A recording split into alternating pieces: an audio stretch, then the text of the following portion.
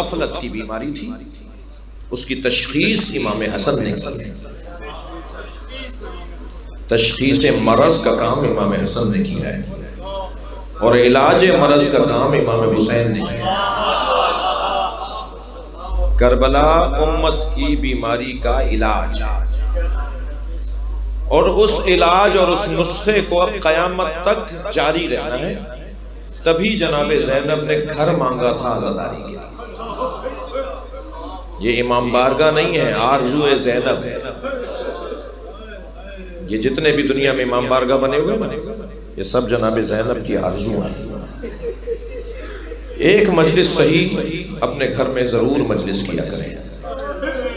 پورا عشرہ نہیں، ایک مجلس کرنا چاہتے ہیں تو ایک مجلس ضرور اپنے گھر میں کریں، چاہے 5 آدمیوں کو لے کے بیٹھ جائیں، نیاز بنا لیں، مرثیہ پڑھ لیں، نوحہ پڑھ لیں، مگر ہر گھر میں ایک مجلس ضرور ہونی چاہیے۔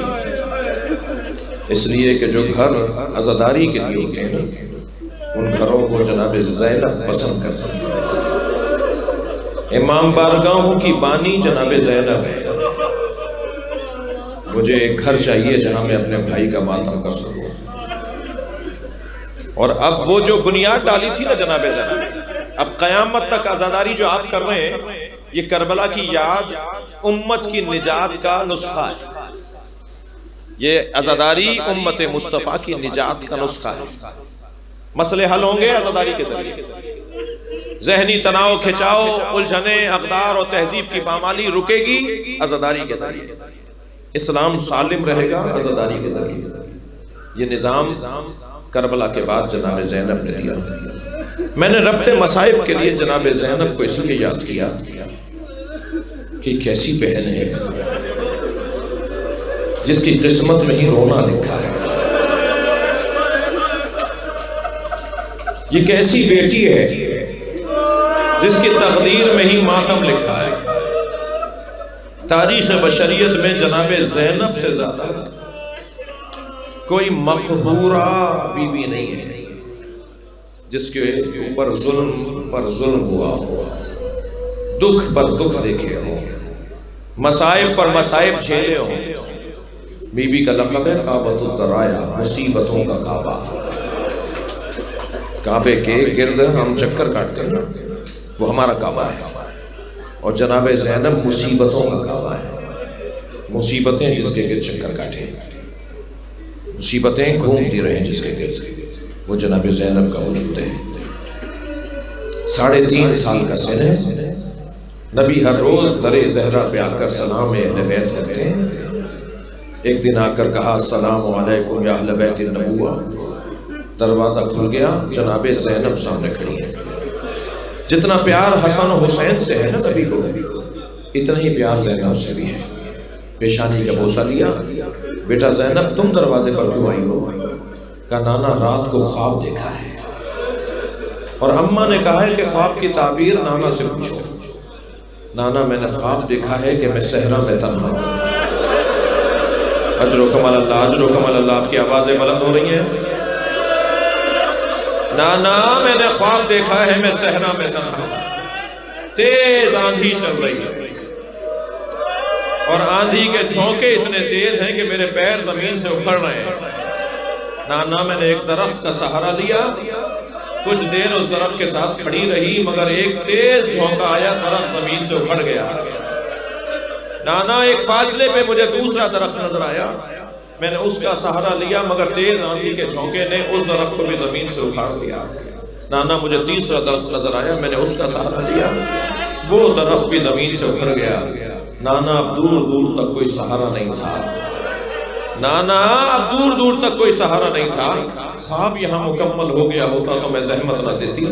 نانا خواب مکمل نہیں ہوا، خواب یہاں مکمل ہوا کہ تیز آندھی سے میرے سر سے چادر اڑا۔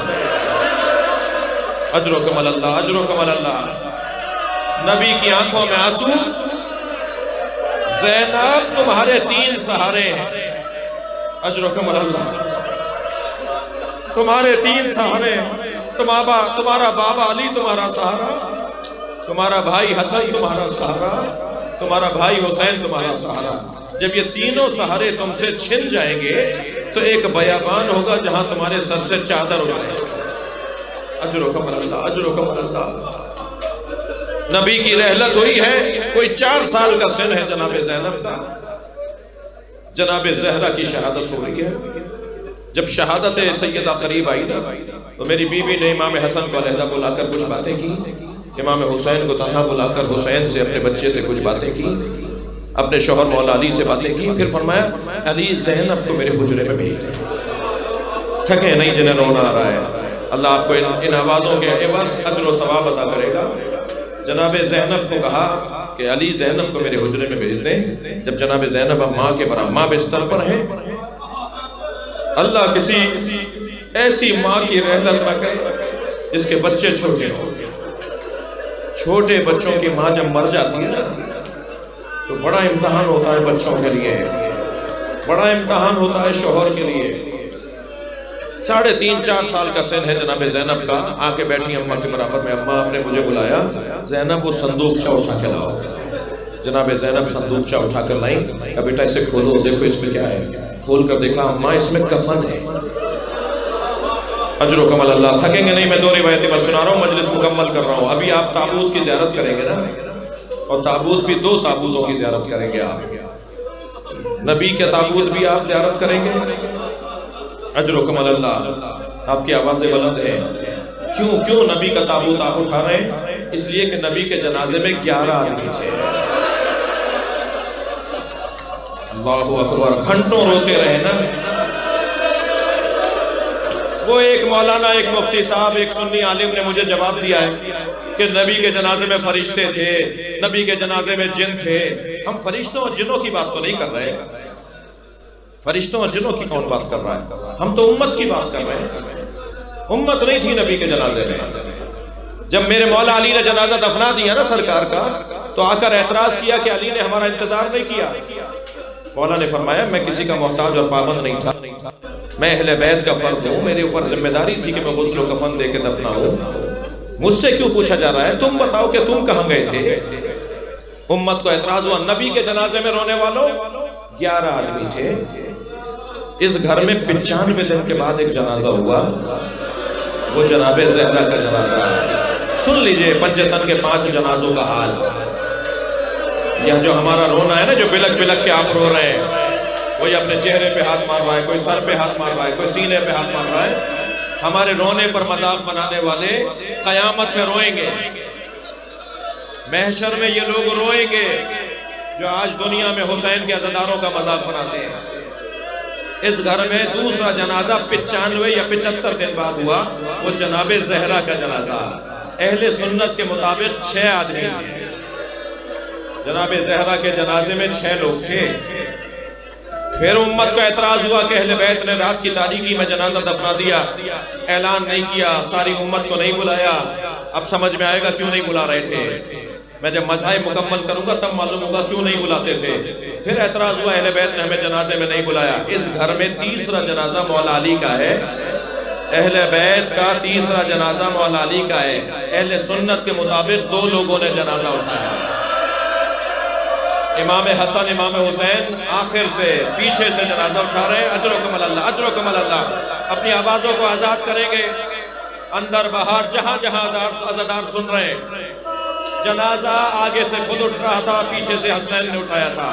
امت کو بڑا اعتراض ہوا کہ اہل بیت نے ہمیں علی کے جنازے میں نہیں بلایا۔ بار بار کہہ رہے تھے نا ہمیں بلاؤ، ہمیں بلاؤ، ہمیں کیوں نہیں بلاتے، ہمیں کیوں نہیں بلاتے۔ اہل بیت نے پہلا جنازہ امت کے کاندھوں پر دیا، امت نے اتنے تیر مارے۔ یہ پہلا جنازہ تھا اہل بیت کا، امام حسن کا جنازہ پہلا جنازہ تھا۔ برابر کی بہنیں جنازے سے تیر نکالتی رہ گئیں۔ رونے والوں 5ویں جنازے کا حال سنو گے؟ گھوڑے دوڑا دیے، زینب نہیں پہچان پائی یہ میرے بھائی حسین کا لاشا۔ ماتم حسین